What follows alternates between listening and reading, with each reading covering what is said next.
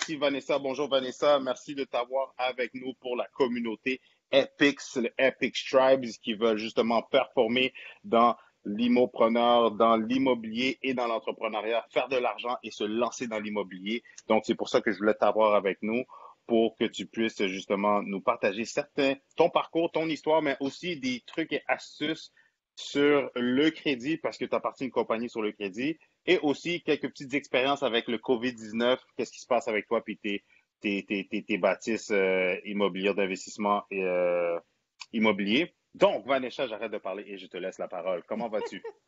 Ça va super bien et toi, Chris? Ça va super bien. Désolé en passant tout le monde, petite parenthèse, on a eu plusieurs problèmes techniques, donc c'est pour ça qu'on a décidé de, au lieu d'aller live sur Facebook, on va l'enregistrer et la publier par la suite sur Facebook. Yes, yes. Yes. Nice. So, Vanessa, parle-nous de toi. Comment vas-tu dans cette période de pandémie? J'espère que tu as stoppé tes activités ou ça continue toujours? Ça continue toujours, you know me, ça peut pas s'arrêter. Écoute, je trouve Yes. ça affreux, qu'est-ce qui se passe. C'est vraiment incroyable. Puis ça affecte beaucoup de personnes à beaucoup de niveaux. C'est vraiment désolant. J'espère que cette situation-là avec le COVID-19 va se régler le plus vite que possible. Ça fait des malades, ça fait des morts, puis c'est ça. D'ailleurs, mon conjoint, c'est un pilote, puis là, les vols sont suspendus, fait qu'il tourne en rond dans la maison, là. Donc, Wow. c'est à tous les niveaux, là, ça cause des problèmes. Côté business, moi, j'ai plusieurs entreprises. Et justement, Chris, quand tu parles tout le temps des revenus passifs, d'avoir plusieurs sources de revenus, ben, c'est triste d'avoir une crise pour réaliser à quel point c'est vrai. Ben, heureusement, moi, j'ai plusieurs sources de revenus, donc je suis pas vraiment affectée par le coronavirus. C'est sûr que tout est au ralenti, on reste à la maison et tout ça, mais quand même, l'argent rentre quand même. Yes. Au niveau business, j'ai des entreprises qui sont à 100% en ligne, donc OK, ouais. ça m'affecte pas vraiment. À part qu'il y a quelques personnes, tu sais, peut-être qu'il y a un petit peu moins de ventes parce qu'il y a des personnes qui ont perdu leur emploi et tout ça. Puis au niveau immobilier, jusqu'à maintenant, mes locataires, c'est des gens qui travaillent encore, donc j'ai pas eu de personnes qui m'ont dit qu'ils pouvaient pas payer. Demain, c'est le premier, on va voir, on Qu'est-ce qui va se passe? voir l'argent qui va rentrer. Puis d'ailleurs, si tu permets, Chris, j'aurais aimé faire une parenthèse parce qu'on est dans une émission d'immobilier, entrepreneur, tout ça. Il y a une pétition qui circule, c'est un regroupement de locataires. Donc, il y a une Mhm, pétition qui circule et qui demande de suspendre les loyers. Puis quand j'ai vu cette pétition-là, je l'ai mhm, relue deux fois pour être sûre que j'avais bien compris. Je trouvais ça tellement inimaginable. Regardez, mhm. là, je suis du côté de personne, là. Je suis du côté des locataires, des propriétaires. Je prends pour personne. C'est sûr que si tu as perdu ton emploi, puis que tu as juste de l'argent pour te nourrir, tu ne payes pas ton loyer. C'est certain, il faut se nourrir si tu as des enfants. Mais il y a des programmes qui vont être en place. Justement, je pense qu'à partir du 6 avril, on va pouvoir appliquer Ben, un programme. je pense Oui, qu'il y en tu a qui vas sont dis-moi. déjà en place. Je Oui, ben, pense il y qu'il a y en le a qui sont programme. déjà en place. Oui, il y a le programme Le d'urgence de la Croix-Rouge. Croix-Rouge et il y a le programme, là, le vrai programme qui va donner, je pense, 2 000 $ par mois pendant 4 mois et ils vont augmenter les allocations familiales de 300 $ par mois, si j'ai bien compris. Donc, il y a de l'aide qui arrive. Donc, demain, c'est le premier.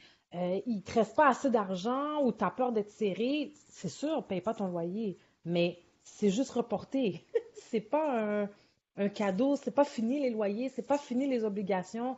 Les propriétaires, là, coronavirus ou pas, on doit payer nos hypothèques, les assurances, les taxes. Moi, j'ai des logements que c'est tout inclus. Je paye l'électricité, le chauffage, je dois quand même payer ça. Je ne vais pas laisser mes locataires sans électricité. Donc, c'est juste un report pour les circonstances. La vie ne s'arrête pas là. Donc, Hmm. peut-être que tu ne peux pas payer ton loyer le premier, on va le reporter. Il y a de l'aide financière qui arrive. Quand tu reçois l'aide financière, quand tu reçois ton 2000 $, faut payer le loyer avec. Donc, c'est juste reporté. Puis, il faut faire attention aussi pour pas tomber dans une crise économique. Si tout le monde arrête de tout payer, ça marchera pas. Donc, la pétition qui dit que on suspend les loyers, tu sais, c'est comme s'il y a des gens qui essaient de prendre avantage de la crise. Allô? Faut pas devenir fou, là. Donc, Oui, on reporte les loyers. C'est sûr que si un locataire me dit, Vanessa, je peux pas payer demain, c'est sûr que j'accepte. C'est sûr que je t'emmène pas à la régie du logement. Tu vas Mhm. me dire, écoute, j'ai tant d'argent qui arrive, puis je vais attendre. Mais il faut quand même payer le loyer, parce que moi, je dois quand même payer l'hypothèque, puis je dois quand même payer les services reliés au logement. Donc, d'ailleurs, c'est une pétition, là. C'est pas approuvé par le gouvernement.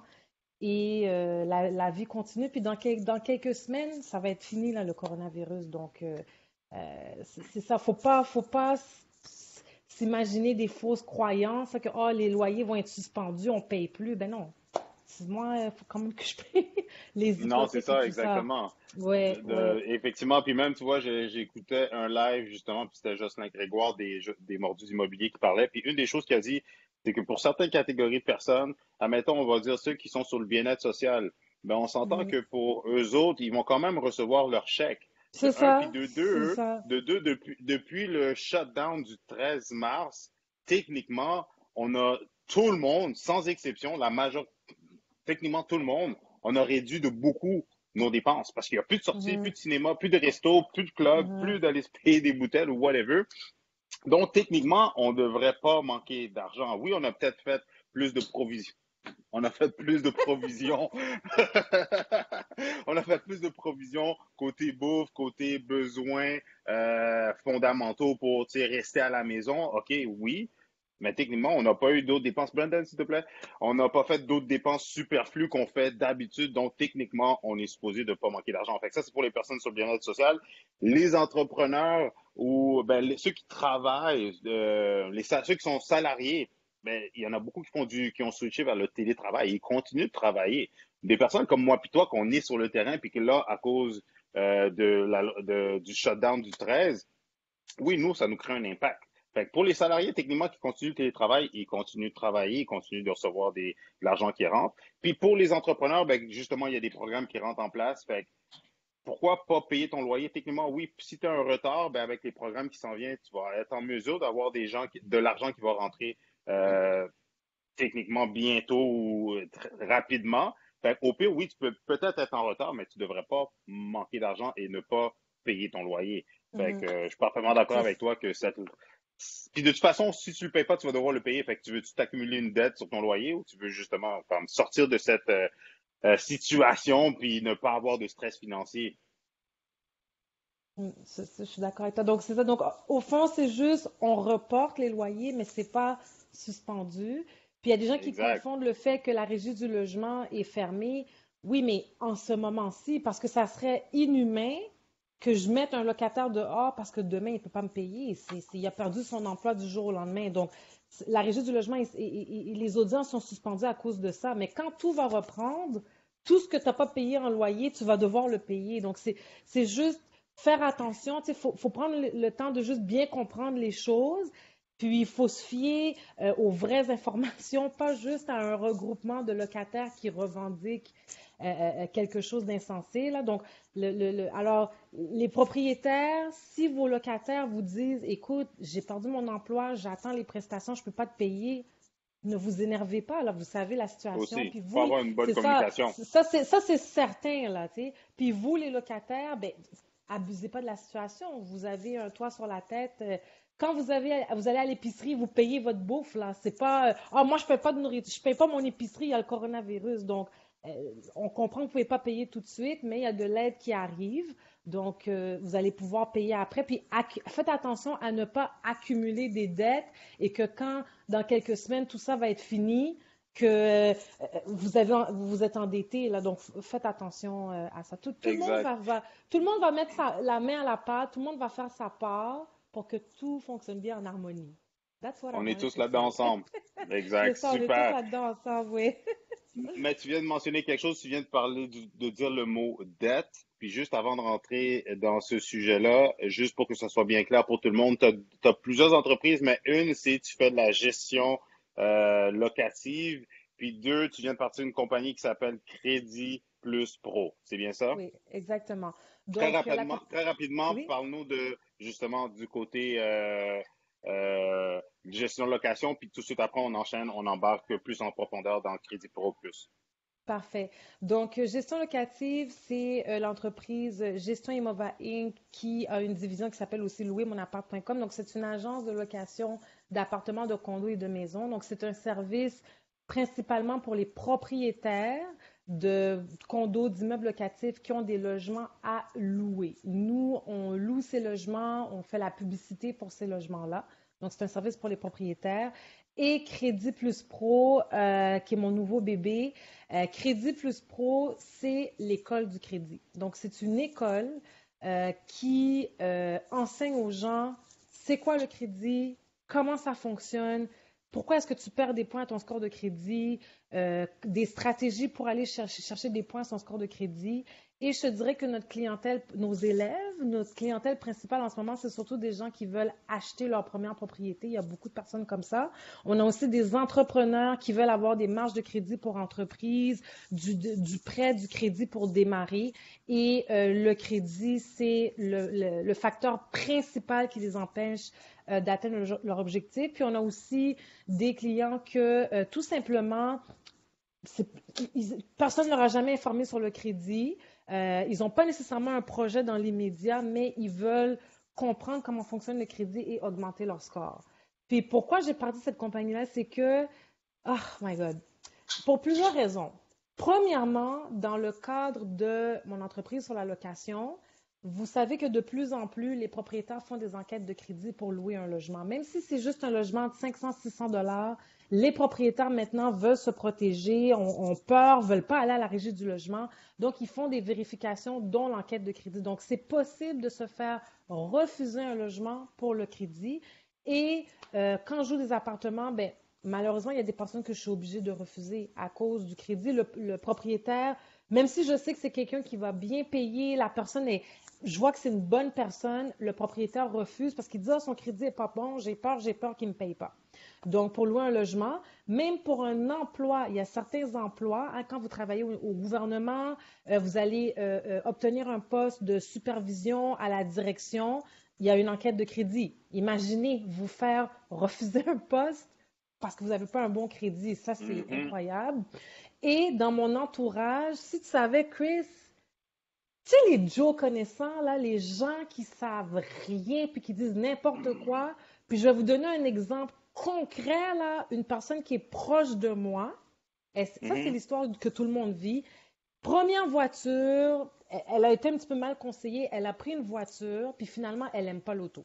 Ça arrive à beaucoup de Mhm. personnes. Fait que là, elle retourne au concessionnaire, puis le concessionnaire dit, c'est pas mes affaires que tu n'aimes pas l'auto, tu l'as acheté, tu la payes, puis si tu la rapportes, on va quand même mettre une mauvaise note dans ton crédit. Est-ce que tu sais qu'il y a des gens qui lui ont dit, fais faillite? Puis quand elle m'a Tu appelé pour me dire niaises. ça, j'ai dit, c'est pas vrai. Exactement, j'ai dit, c'est pas vrai. C'est qui l'imbécile? Puis j'espère que cet imbécile-là écoute la vidéo aujourd'hui. Je dis, c'est qui l'imbécile qui t'a dit de faire faillite pour une voiture? Il te reste 8 000 $ à payer. On fait pas faillite pour 8 000 $. Donc là, aujourd'hui, là, c'est, ah, tu peux pas payer, t'aimes plus la voiture, t'aimes plus si, t'as acheté des meubles, t'aimes plus, fais faillite, fais faillite, fais faillite. La faillite s'est rendue comme une solution pour tout. Puis c'est quand les gens font faillite ou une proposition de consommateur qui se rendent compte que, ah, il y a toutes ces conséquences-là. Hein, je suis pas capable de passer pour au financement. Hein, je dois rebâtir mon crédit. La faillite, là, c'est pour les situations extrêmes, là. Écoute, tu as acheté une maison à 600 000, tu divorces avec ta femme, puis là, ça cause trop de problèmes, tu n'es plus capable de payer tout seul, tu fais faillite. On ne fait pas faillite pour une voiture qu'on n'aime plus, là. Donc, je me suis rendu compte qu'il y a vraiment, comme dans tous les domaines, des gens qui racontent n'importe quoi, puis les personnes qui savent pas, parce qu'il y a personne qui enseigne le crédit, ben, elles écoutent ces gens-là, puis donc c'est ça. Donc, faire faillite, là, c'est pas aussi facile que ça a des conséquences lourdes, puis c'est quelque chose qu'on fait si on n'a pas le choix. On le fait pas parce qu'on n'aime plus son auto ou on veut changer de meuble. Donc, c'est à cause de toutes ces raisons-là que je me suis dit, OK, non, il faut que je rétablisse les choses là. Il faut donner la bonne information aux gens, exactement comme tu fais, Chris. Il faut donner la bonne information aux gens. Puis moi, je pense que tout ce que ça va faire là, c'est que ça va élever la société. Parce que si tout le monde fait attention à son crédit, fait attention à son budget, fait attention à ne pas s'endetter, ben ça va être sain pour tout le monde, ça va être mieux pour tout le monde. Donc, c'est une des J'aime raisons ça. pourquoi j'ai fondé de Crédit Plus Pro. J'adore ça. Avec Puis, mon partner, j'ai un partner aussi. en plus, nice. Oui, Mais, mais il n'aime pas ça être devant les caméras. Il m'envoie. Ah, fait que c'est Vanessa, toi, c'est vas-y. toi. C'est toi qui es en dessous des spotlights, j'aime ça. Oui, oui. Question pour toi. Tu as mentionné quelques petits points, j'aimerais ça qu'on rentre plus en profondeur là-dessus. Qu'est-ce que tu penses de pour qui s'adresse la préposition, pour qui s'adresse la faillite? Et là, on rentre Ou, vraiment ou dans les qu'est-ce que tu penses? Oui. technicalités. Oh, Ben, oui. en fait, c'est que c'est délimité par, je veux pas trop rentrer dans la technicalité, c'est délimité par des montants. La proposition de consommateur, en résumé, ça a des conséquences plus légères que faire faillite. Puis le conseil que je peux donner, autant pour l'un que pour l'autre, c'est vraiment le dernier recours. Il faut pas avoir le réflexe de ah ben j'ai trop de dettes là, je suis une proposition de consommateur. Il y a d'autres solutions avant, comme par exemple la consolidation de dettes. Mhm. Essayer d'avoir un prêt à un taux d'intérêt plus bas pour rembourser des dettes plus élevées. Donc, je te donne un exemple concret. Si tu dois 20 000 sur des cartes de crédit à 20 d'intérêt, ben, une des solutions, ça serait d'avoir une marge de crédit à 5 d'intérêt de 20 000 qui va rembourser ta carte de crédit à 20 d'intérêt. Donc, tu transfères une dette de 20 d'intérêt en dette de 5 d'intérêt. Tu sais. Donc, ça OK. serait une solution avant de penser à faire une proposition de consommateur ou une faillite. OK. Puis, y a-t-il des solutions pour, ben, laquelle des deux est-ce que tu en favorises plus une que l'autre? Parce qu'on m'a dit, rapidement, j'ouvre une parenthèse puis je la ferme, on m'a Oui. dit que les syndics de faillite vont souvent euh, s- euh, recommander la préposition parce qu'ils font une plus grosse cote, ils ont une plus grosse commission parce que, évidemment, tu sais, la préposition, c'est que les gens vont justement, ils vont prendre leurs dettes, puis ils vont y émettre un montant beaucoup moins, mais ils vont quand même rembourser les compagnies. Les compagnies font moins d'argent, mais au moins ils font quelque chose. Fait que c'est pour ça que quand que les syndics de faillite réfèrent les gens vers la préposition, ils font une plus grosse cote versus que s'ils disent va vers la faillite, ben la faillite, c'est comme tu pèses le bouton reset. Tout s'efface, mais Je oui, ça suis t'affecte les deux ont un impact négatif quand même assez similaire. Ben, je suis pas au courant des commissions que font les syndics de faillite sur Ah, une proposition ou une faillite. Ce que je peux dire, c'est qu'il y a certaines personnes qui peuvent pas se qualifier pour une faillite ou pour une proposition de consommateur. Il y a des montants qui délimitent tout ça, il y a des critères qui hmm, délimitent tout ça. hmm. Donc, J'aime ça, on ça. va dire que, OK, oui, il fait une plus grosse cote sur la proposition de faillite, mais il y a des gens que ça va devoir être une, excuse-moi.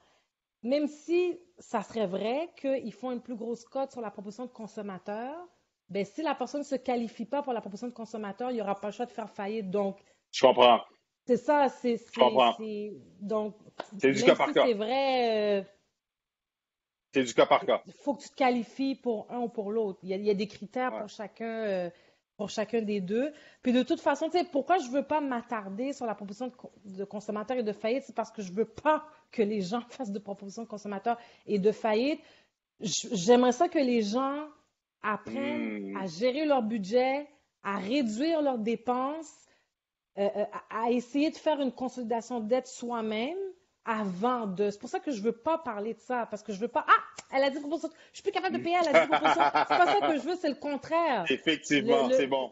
Essayer toutes les autres solutions avant. Et d'ailleurs, on a une cliente qui a pris nos services, puis elle a dit, oh mon Dieu, j'allais faire une proposition de consommateur. Elle devait juste comme 6 000 piastres, là. Comme c'était ridicule, là. Elle devait juste quelques milliers de dollars. Puis, sa belle-sœur lui a dit de faire une proposition de consommateur. Donc, tu sais, tu vas avoir ça dans ton dossier là, pendant des années Hmm. pour rien. Et encore une fois, même pour certains emplois, on te demande avez-vous fait faillite? T'imagines? Ouais. Ça va au-delà du crédit, là. Donc, c'est vraiment le dernier recours. Puis, il y a d'autres solutions avant. Puis, justement, Crédit Plus Pro, on aide à trouver des solutions. On l'a fait concrètement pour une madame qui se préparait à faire une proposition de consommateur. On lui a trouvé une autre solution beaucoup moins coûteuse qui n'a pas de conséquences pour son crédit, pour ses dettes. Donc, Arrête de me poser des questions sur proposition de consommateur. Je veux Mais pas que les c'est gens fassent pourquoi? ça. Mais c'est Je veux numéro un, qu'ils j'adore arrangent ça. leur crédit. J'adore ton pourquoi, mais pourquoi je te pose ça, cette question-là? Parce que c'est vraiment drôle.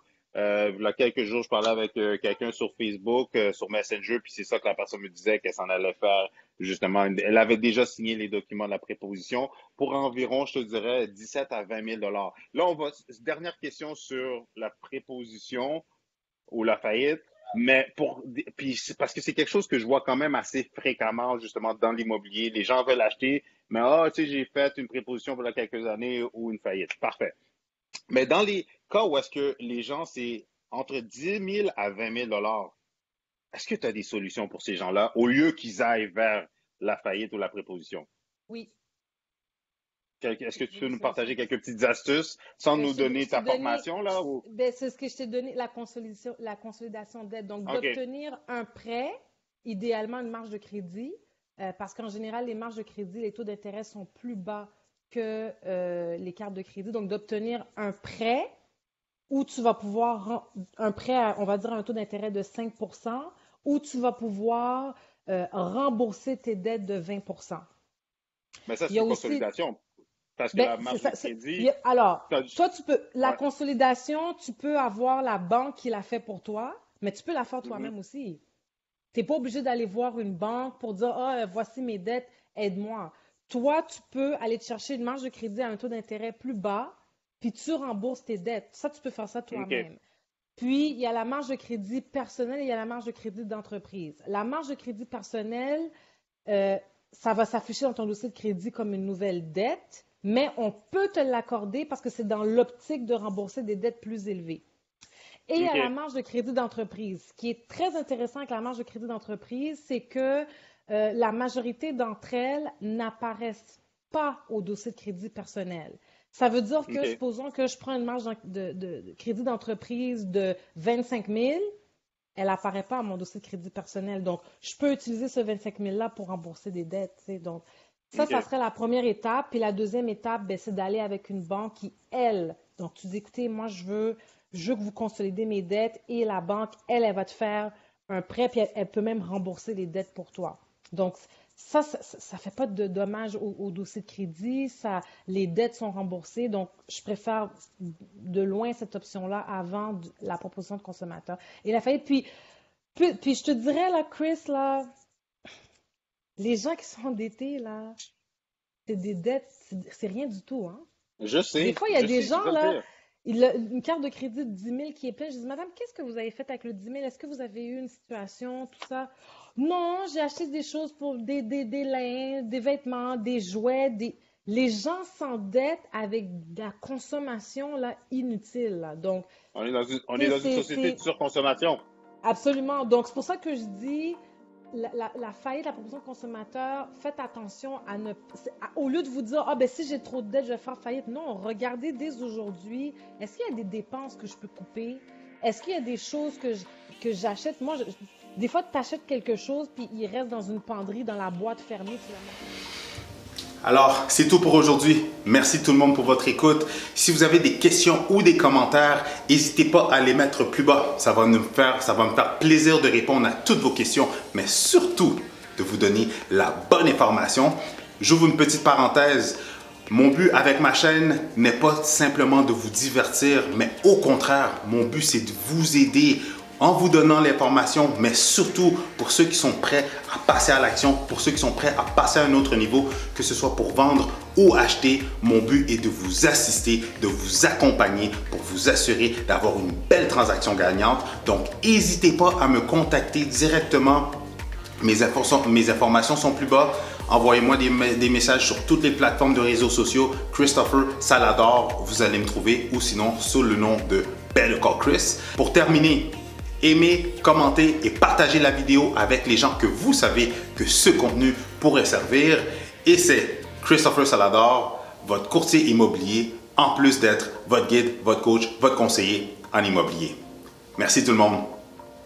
Et pendant qu'on y est, juste avant de passer à autre chose, j'ai cette vidéo-là et cette vidéo-là qui pourrait être vraiment intéressante pour vous aider à vous structurer ou à planifier votre prochaine transaction. Alors, je vous recommande fortement d'aller écouter soit celle-là ou peut-être même celle-là. De toute façon, si vous avez des questions ou quoi que ce soit, better call Chris.